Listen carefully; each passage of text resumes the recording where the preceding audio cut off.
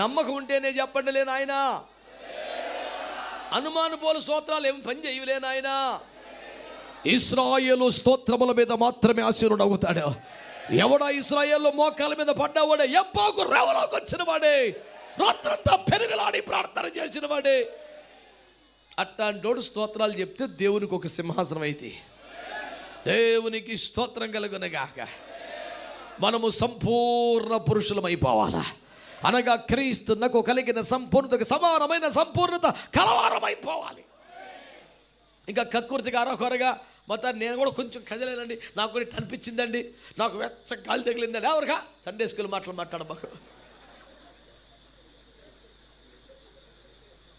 లేదైతే ప్యాన్కి ఎందుకు వచ్చావు, పోయి మా ప్యానం మీదకి ఎందుకు వచ్చావు. మనకి ఇట్లాంటి అమాయకమైన సండే స్కూల్ ఫీలింగ్స్ వద్దు. మనకు అదే ఆత్మ కావాలి, అదే అభిషేకం కావాలా. హల్లెలూయా.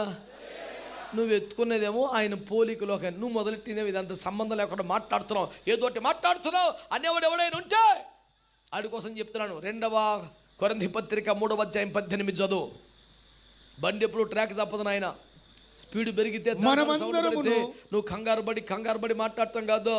ట్రాక్ మీదే బండి ఉంటుంది, ప్లాట్ఫామ్ మీదకి రాదు. ఆడెవడో ఫలాని బండి 1వ నెంబరు ప్లాట్ఫామ్ మీదకి వస్తుంది కానీ పట్టాల మీద దూకాడంట. ఏందిరంటే బండి ప్లాట్ఫామ్ మీదకి వస్తుందిగా అన్నాడు.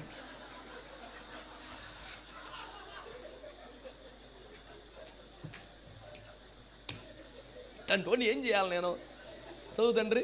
మనమందరమును ముసుగు లేని ముఖముతో, ఇంకెందుకు ముసుకో, దేవునికి స్తోత్రం, ప్రభువు యొక్క మహిమ అద్దము వలె ప్రతిఫలింపజేయుచు మహిమ నుండి అధిక మహిమను పొందుచు, ఫ్రమ్ గ్లోరీ టు గ్లోరీ, మహిమ నుండి అధిక మహిమను పొందుచు, ప్రభువగు ఆత్మ చేత పోలికగానే మార్చబడుచున్నాము. పోలికగా మారిపోతున్నాం. స్తోత్రం చెప్పండి గట్టిగా. హల్లెలూయా. అందరూ చెప్పలేదే. ఆ పోలికగా అనండి. ఏ పోలిక? ప్రభువే ఆత్మ, ఆ పోలికగా ఆ ఆత్మ చేతనే మారిపోతున్నామంట. అమాయకుడ పరిశుద్ధాత్మ నింపడితే ఊగటం కదలటం మాత్రమే కాదు, భాషలు మాట్లాడటమే కాదు, మట్టి అంటే మెల్లిగా మహిమలోకి మారుతుంటుందట. ఆమేన్. మహిమ నుంచి అధిక మహిమకి వెళ్తూ ఉన్నాడంట. చివరికంట ఆ ఆత్మ వలన ఆ పోలికగా మారిపోతున్నామంట. మన సబ్జెక్ట్ ఏంటి చెప్పండి? మన సబ్జెక్ట్ ఏంటి? ఆయన పోలికలోనికి మారిపోవాలా.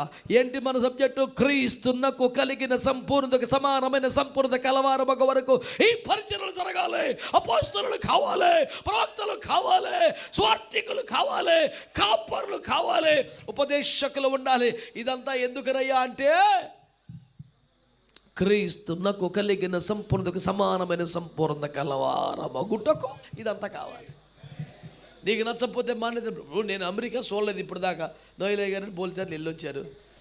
నేను చూడలేదు కాబట్టి అమెరికా లేదండి అట్ట కుదురుద్ది. మాట్లాడరా. నేను చూడలేదు కాబట్టి అమెరికా లేదా? మరి అడిగి తలకాయ పెట్ట మా డాడీ నువ్వు అడిగి పెట్ట మీద రా, అడిగి తిరిగితేటలు లేవు. ఇంత ఉందంట. ప్రభుకి స్తోత్రం చెప్పండి.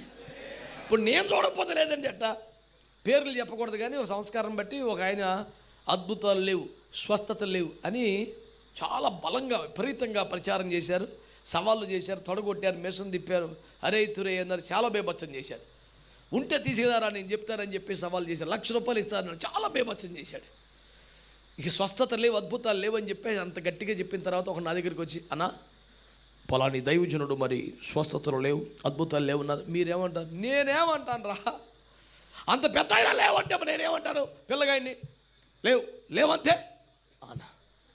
నువ్వు మా ఓడు అనుకున్నా, నువ్వు మా పెంతుకొస్తాడు అనుకున్నా, మా గొంతుకు వచ్చావేంద్రు, నువ్వు కూడా ఇట్ట చెప్తావా?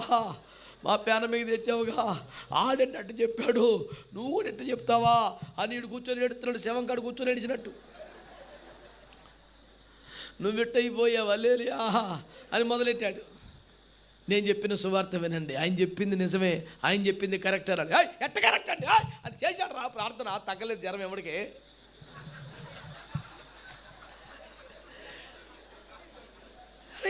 He's talking from his own experience. We cannot simply deny his statement. It's okay. ఆయన చాలామంది చేశాడు, చూశాడు, ఎవడికి తగ్గుతలా. జ్వరం తలకి నొప్పి కూడా లేవురా స్వస్థలు అన్నాడు. నువ్వెవడు కాదంటానికి లేవు. మరి మా అయ్యగారు చేస్తే తగ్గినాయి ఉన్నాయి అంటే అర్థం ఏంటి? ఆయనకి జరగలేదు కాబట్టి లేవు, మాకు జరిగినాయి కాబట్టి ఉన్నాయి. ఇప్పుడు నేను ఆయన ఏమనేది, పెద్ద మనిషి నువ్వే కరెక్టు, నీకు తగ్గలా, నువ్వు చేస్తే పని అవ్వలా, ఎవడికి తలకి నొప్పి కూడా తగ్గలా, నువ్వు తొడగొట్టిన ఒకటే మీసం తిప్పి. నేను అంటాను, అసలు ఎవడు తొడాడు కొట్టుకుంటే ఎవడు మీసవాడు తిప్పుకుంటే అందులో వీరత్వం ఏముంది? అసలు అందులో బేభత్సం ఏముంది సార్? వెళ్ళి సాతాను గడి గుండెల మీద తన్నితే, పగవారి గవిని స్వాధీనపరుచుకుంటే జెండా అక్కడ బాధితే అది విషయం. అంతేగా నువ్వు ఇక్కడ కూర్చొని, నీ గదిలో నువ్వు కూర్చొని, నీ కుర్చీలో నువ్వు కూర్చొని, నీ మైకి నువ్వు పెట్టుకొని 90 రూపాయలు బ్యాలెన్స్ చేసుకొని. మావాడు ఒకడు ఉన్నాడు, సతీష్ కుమార్ కన్నా ఎక్కువ బ్యానర్లు మారుతున్నాడు వెనకాల. ఇది ఇంత పెద్దోడు ఎప్పుడు అయిపోతాడు? రోజుకు ఒక ఏమంటారు బ్యాక్గ్రౌండ్, రోజుకో బ్యాక్గ్రౌండ్ పెడుతున్నాడు. వీడికి అంత బ్యాక్గ్రౌండ్ లేదు అసలు. వీడు ఎట్ట పెడుతున్నాడో నేను బాగా కనిపెడితే ఉత్తిదే రోజుకో దుప్పటి కడుతున్నాడు వెనకాల. ఇంటికాడ కూర్చొని రోజుకో దుప్పటి కడుతున్నాడు, పిన్నిసులు పెట్టి క్లిప్పులు పెట్టి ఎక్కడ ముడతపడకుండా ట్రై చేసి సాగదీసి గట్టికి కట్టాడు. ప్రియులారా, మనము చూసినట్లయితే మేము చూసిందల్లా రోజుకో దుప్పటేరా. నేను అన్నాను, అరే ఆడికి ఏదో ఒకటి చేయండిరా, లేకపోతే దుప్పట్లు అయిపోయి లుంగిలు కడతాడాడు. వాడికి కావాల్సిన నూతన ప్రత్యక్షత, వాక్యం కాదు, వాడికి నూతన బ్యాక్గ్రౌండ్ కావాలి. వాడికి బ్యాక్గ్రౌండ్ మార్చుకోవటం కాదురా, ప్రభువుకు పోలికలోనికి వచ్చేసేయాలి మనం. ఎట్టొత్తామనైనా ఈ కూటమి ఎట్ట సాధ్యం అంటే ప్రభువుకు ఆత్మచేత ఆ పోలికగా మనం మార్చబడుచున్నాము. దేవునికి స్తోత్రం కలుగునుగా.